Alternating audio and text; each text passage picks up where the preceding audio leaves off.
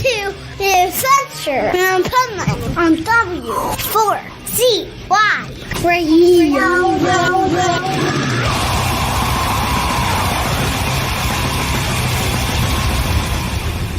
Wake up, America! It's time for the Adventures of Pipeman on W4CY.com, West Palm Beach's #1 internet radio station. Here's your host, the Pipeman.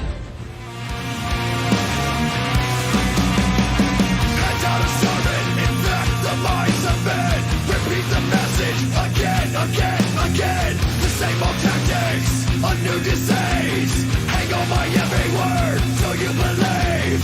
I hold the key to unlock faith. Create your perfect world. My will be done. This is the Pipeman here on the Adventures of Pipeman W4CY Radio. Here with my next guest who has some badass new music coming out tomorrow, the 20th. It's like a birthday present for me because my birthday was last week. So let's welcome to the show, Justin from Warcurse. How are you? Thank you, man. Good. Thank you for having me. So my first question is, do you have a favorite guitar behind you? No. It's like asking favorite children, right? Yeah. All my good guitars, I shouldn't say good. They're all good. Yeah, my stage guitars, like the stuff I use, is actually at my rehearsal space. But I will say, like my bootleg, like makeshift Tom DeLonge Stratocaster right there, I was jamming on that a little bit. I got the new Blink-182 album a day early, so having a little fun. Very unmetal, but very fun. I was just about to comment on that. As somebody that's been around metal since the beginning and was around all the gatekeepers and used to be one of them because, you know, back in the 80s, you had to be, like, your friends wouldn't let you not be a gatekeeper. I absolutely love that you started this interview talking about that you got the Blink album, because back in the day, that wouldn't be allowed. Yeah, I'm a Pose fan. I don't care. Let her grow tomatoes. That's all good. Yeah, and you know, one thing that's why I bring it up, that's cool about this new album coming out, is that it's kind of like, it's not more of the same of what you've had previously, and you guys kind of have this attitude of, you know, so if it, you know, it doesn't hold true to hardcore thrash metalheads, oh well. And I love that, because you're an artist. You should not be boxed in. Nobody should tell you how to make your music. You make your music from inside and what you feel and what you want to do. And listen, you know, we go back to Metallica. I'm one of those old school. I went to the first Metallica show ever. So when Black came out, me and my friends were like protesting it, you know, and like, oh my God, your 25 hardcore fans are never going to listen to you again. You need to change back. And meanwhile, we're all back and they got millions of other people. And you and I probably wouldn't be sitting here today if it weren't for that Black album. It's very true. I give that album a lot of credit for it. People can crap on it, but yeah, without it, I mean, most of your favorite bands wouldn't exist today. You know, that's exactly. Kind of the one that brought most of us to the dance, you know? Yeah, 100%. I loved that album as a kid. You know, I got into Metallica very early on. I was probably like 5 or 6 years old. My parents were into different styles of metal. Their friends were into metal, so I was kind of raised around it. And as much as, I mean, I think Ride the Lightning's probably their finest moment. But as much as I loved the other albums, there was just something about the production of the Black album.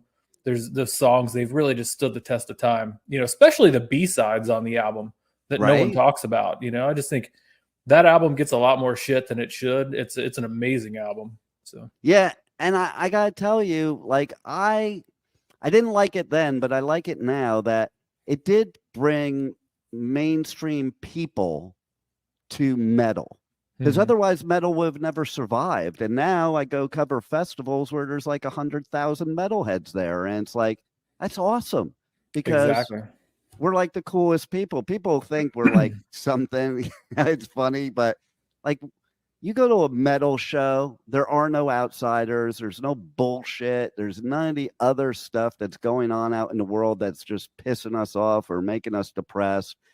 We're just one big family. And like, we're an example, I think, for the rest of the world. Personally. Yeah.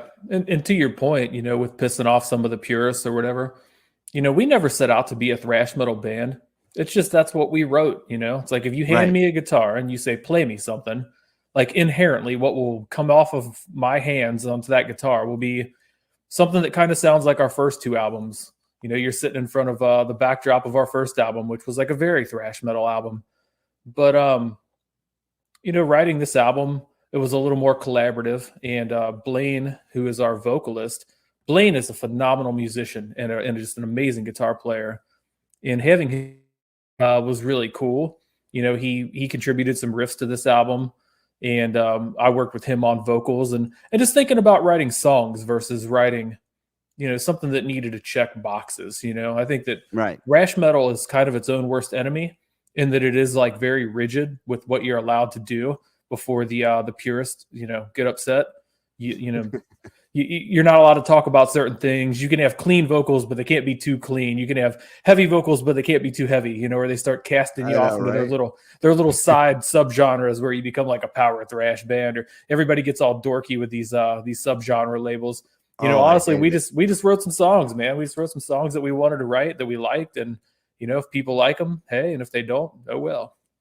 You know, and to your point, today, I hate like how there's so many subgenres and micro genres, and it does make a lot of bands like sound the same. I remember being a metalhead in the 80s, and you know, my dad saying, "Oh, it just all sounds the same," and I'm like, "No, it doesn't."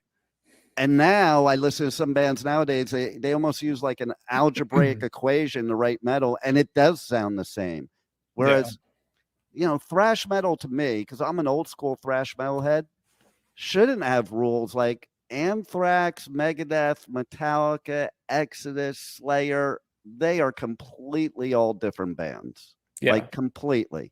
So I don't even get where some of the purists, and I'm from the beginning of it, get their ideas. And I think that's what would bring metal down. I think artists like you that are just playing what they feel with their passion and experimenting, that's what metal was about, experimenting. Yeah, and I think there are a lot of great bands out there that are doing that. And I think that there's a lot of young thrash metal bands that are really, really good bands that don't sound the same. You know, I think that some of it comes down to lazy journalism. And I don't want to like point fingers, but you know, like you read album reviews, and the laziest thing that a reviewer can do is just immediately like throw another band name out there. Oh, it sounds like Testament. Oh, it sounds like Slayer. You know, that's what they do. But it's like, what about the song sounds like that to you? You know, if the vocals are in a certain kind of style, but they don't sound exactly like the guy, why do you even have to throw some old band's name out there? You know, I think you can look at young bands like what we're doing. We don't sound anything like, you know, Hatriot's a really good young band, you know, and they have their own thing. You know, the vocalist is the son of Zetro of Exodus, so he, you know, he can't help that he was born with a certain vocal cords. You know, he's gonna sound like his dad. You know, shit, my dad could probably pass for me on the phone, but you know, they don't sound anything like us. And there's a, you know, like young band called Tyrant that I'm a big fan of. We've toured with from Lansing, Michigan. They don't sound anything like either of us. You know, there's a lot of young bands that there's a diverse array of sounds out there. I think where things start to become maybe a little repetitive, to your point, is a lot of these guys, they all have their albums mixed and engineered by the same 3 or 4 guys, you know, so the sound becomes a little repetitive when they sample replace the drums and everybody has the same drum sounds on their album, and they reamp the guitars and they're all reamped with the same amp in the same studio with the same speaker cabinet and microphone. Yeah, it's kind of hard to not, you know, have a uniform sound. So we made it a point to break out of that, go to a totally different studio, shoot for a totally different sound, and Confession's the end result. So hope people enjoy it. I love it. And, you know, I want to say something about what you said because it made me laugh, because I was just covering Bloodstock in August, and somebody says to me, oh, I'm in the press area, and they're like, oh man, there's this band playing right now. They sound just like Exodus. You should go check them out. And I just happened to not have an interview then. So I went over there, and they were really badass. These kids were kids. They were teenagers, just like when I was a teenager seeing Metallica as teenagers. But to your point, I didn't hear so much the Exodus like I heard similarities, but if that person didn't say it to me, I wouldn't say, "Oh, they're Exodus," you Yeah. know. But now you start putting that thought into people's heads because it was another press person.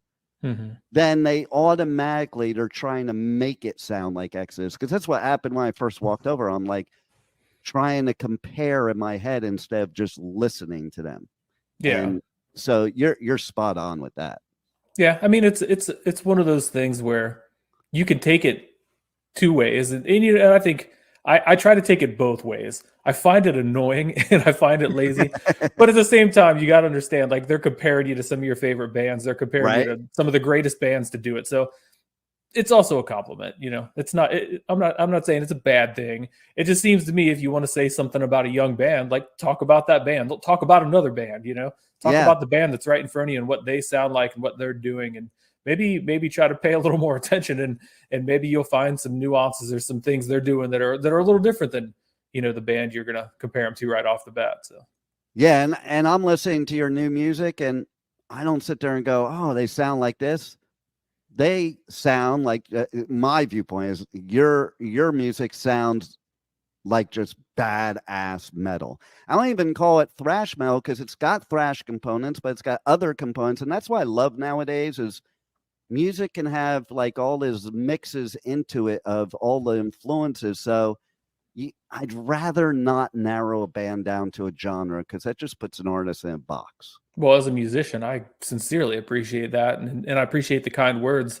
I think what that comes down to is we have a lot of influences as a band. I mean, you got Yeah. 5 different dudes writing this stuff together, and all 5 of us listen to different stuff. I mean, I could go down the list and tell you what everyone's listening to, but I mean, Murphy's really into stoner metal, and he plays in like a pretty good stoner metal band, and Blaine's very into like modern metal. He got into metal much later than like James and some of the other guys, so he definitely has a more modern influence. And I guess I'm kind of the traditional thrash guy, but you blend it all together and everybody contributes parts. It's like, again, we didn't set out to like make a thrash metal album ever. It's just that's what we wrote. So Yeah. yeah, I mean, And see, I love that. And that's another difference between nowadays and the old days because the old days, all your friends had to listen to the exact same music you listened to. Like, I'd rather be exposed to other music and maybe I'll find another new favorite band. Like, funny as can be, I found this one band playing at Download when I was covering Download that I would have never gone to see, but like one of the other press people was like, "Come on, come with me. We're gonna go see this band." I'm like, "Okay." And they were badass, and they were so not typical of what I normally listen to. mhm. But now I'm like playing them on my phone all the time, and that's I think what people need, and that's what we have today is like just because you're a metalhead doesn't mean you only have to listen to this type of metal or even just metal. Like you mentioned, the Stones are coming out with a new album. There's nothing Yeah. wrong with being a metalhead and listening to a new Stones album, Hey man, yeah, if you can't get down with the Rolling Stones, my drummer actually he hates the Rolling Stones, but he's fucking wrong. He's wrong. Rolling Stones are awesome. So yeah, but that's the thing, it's like we're just fans of music, like Murphy and Right. myself, we've been in bands together for like 20 years now, crazy as it is, me and the other guitar player. And I mean, man, we've ran the gauntlet. We've played everything you can think of. I mean, we were in a band a long time ago that, kind of sound like Fall Out Boy. We've played in hardcore bands together. We've played in punk bands together. We've played in a ton of different bands together over the years while always listening to metal. So it was like, as funny as it was kind of the last thing we ever got around to doing was playing the music that brought us together in the first place. But our influences are just all over the place. And, if you allow some of that to seep in without going, crazy with it, I think you make something that's maybe just a little more interesting than trying to stick, very rigid to the rules and write something that sounds exactly like the one little box they want to put you in. So, Yeah, and the way you wrote music for this album, to me, is kind of like if you take some of the best songs in history and the best albums in history, they were written the same way. It wasn't a formula. It wasn't, oh, it has to be like this. It was just a bunch of musicians that's what they were feeling and that's what they wanted to hear. So that's what they wrote.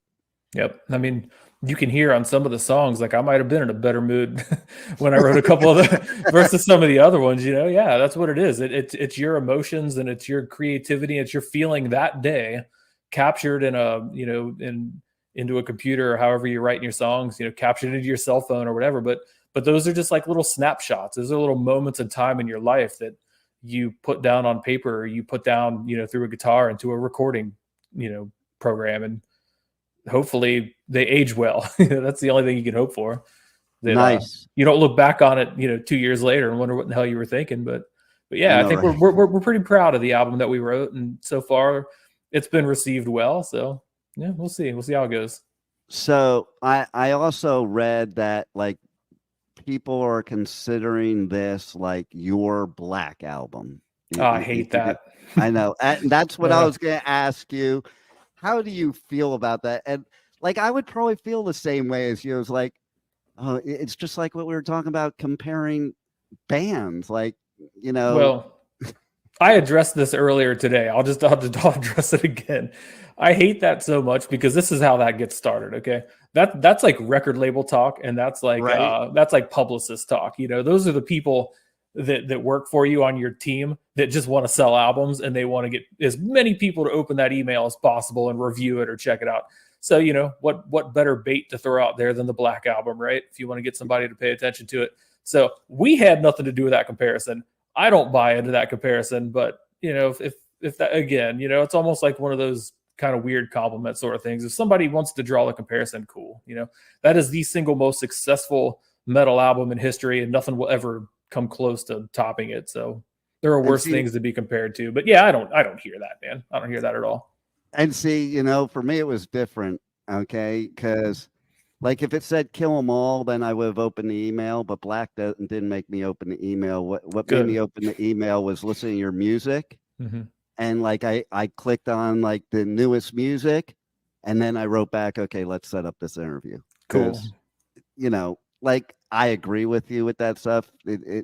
I'd rather listen to a band's music themselves and decide if I like it, because I can't interview bands I don't like. My job is to make you look good, and I'm not going to bullshit and say, oh, you're the greatest band ever when I think you suck. Yeah. Well, so, I'm glad to hear that there's still some journalistic integrity in the world. But yeah, I sincerely do appreciate that. And I think that's the way it should be done. Let us, live and die, on our own merits here. I don't think I need to be compared to the Black album for people to listen to it. But if it helps, fuck it. Yeah, I guess they're just trying to sell albums, right? They're just trying to make me money. I shouldn't be mad about it, right? Just let them do it. Yeah. So let's tell everybody how they connect to you guys on socials, on the web, how they check out the new album, buy your merch, all that good stuff. All right. So first and foremost, the new album's called Confession. Comes out October 20th. I don't know when this airs, but that'll be tomorrow, Friday, October 20th on Metal Blade Records.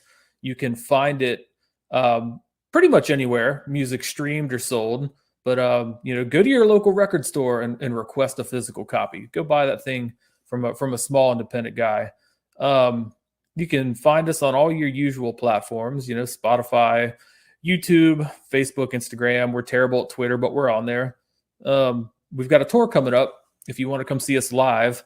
And that I think is where we thrive as a band. If you want to know what Workhorse is all about, come see us up close and personal. And we'll put on a hell of a show for you. We're going to be going out with a band called Armed for Apocalypse. That tour starts in Sacramento, and it's kind of like a West Coast into Canada run. That'll start November 1st, and information for that is also available on our social media or on our website. Nice. And I can't believe in 2023, Armed for the Apocalypse is still appropriate.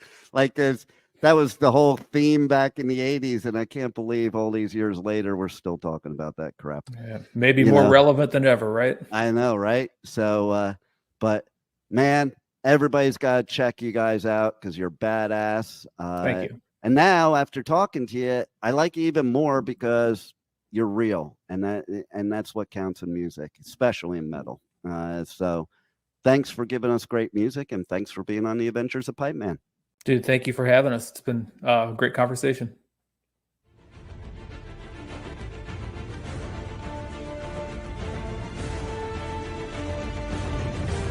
Thank you for listening to the Adventures of Pipeman on W4CY Radio.